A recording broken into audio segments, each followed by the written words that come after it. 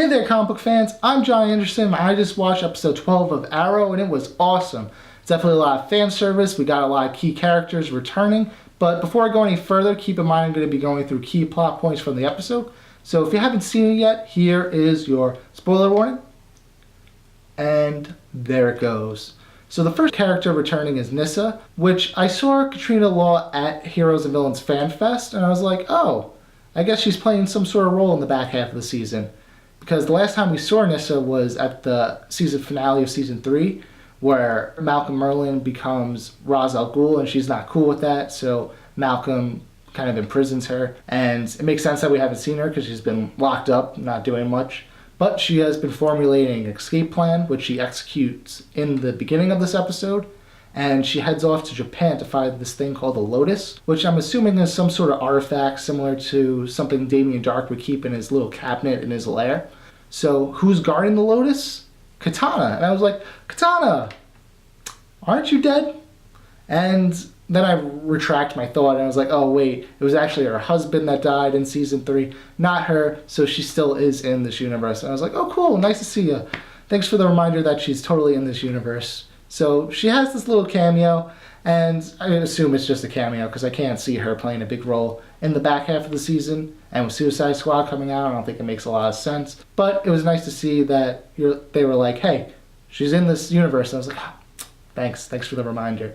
So the next character that returns is Roy, and Roy's kind of stealing stuff and doing some shady things, and I'm like, Roy, what are you doing? What's going on, guy? And we learn that he's being controlled by this episode's villain, the Calculator, with some sort of technology similar to what was controlling Dead Clock in Agents of S.H.I.E.L.D., like this camera in his brain, or in this case it was his eye. But they get that out, and Roy becomes part of the team again, and that's really cool. We have the Calculator, who we find out later in the episode is Felicity's dad, so we'll definitely see a lot more of the Calculator in the back half of the season, because he made his presence known to Felicity.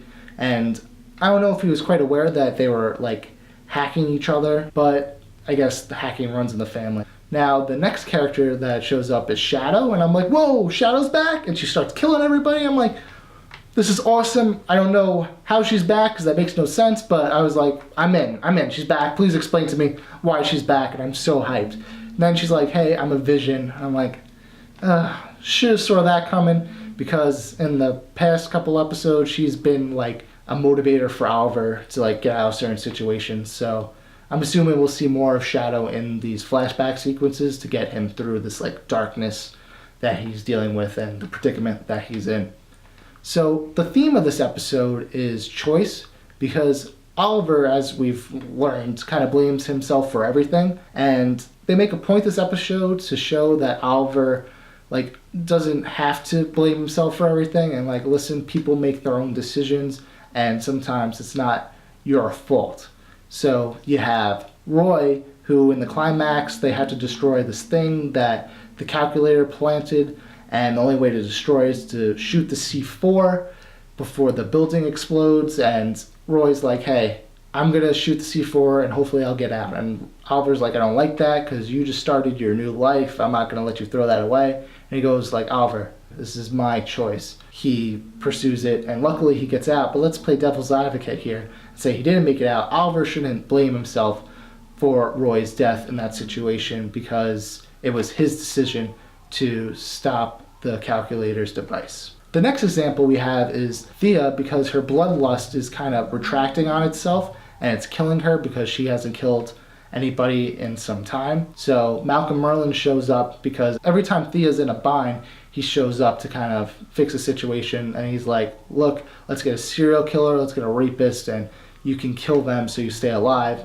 Thea's like, I don't want to do that, I'm not a killer. Oliver agrees, and he's like, listen, we know Damien Darhk's powers kind of retracted your bloodlust, so I'm going to try to set up a meeting with Damien, see if we can work out some side of deal.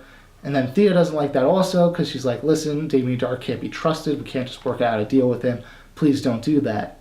And luckily, the climax kind of diverts Oliver's attention away from the meeting with Darhk, so he doesn't meet with Damien, and Thea gets to make her own decision not to pursue that and fight it on her own. Unfortunately, that causes her to go into a coma. And again, Oliver shouldn't blame himself for that because this was Thea's decision, not his.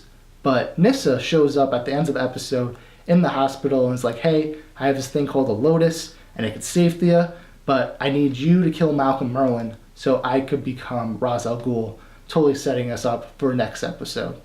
So that's my thoughts on episode 12 of Arrow. If you guys like this video, be sure to share and subscribe. Follow me on Facebook at John Ryan Anderson or on Instagram at GodStageFright. And remember guys, as always, comics do deserve a second look.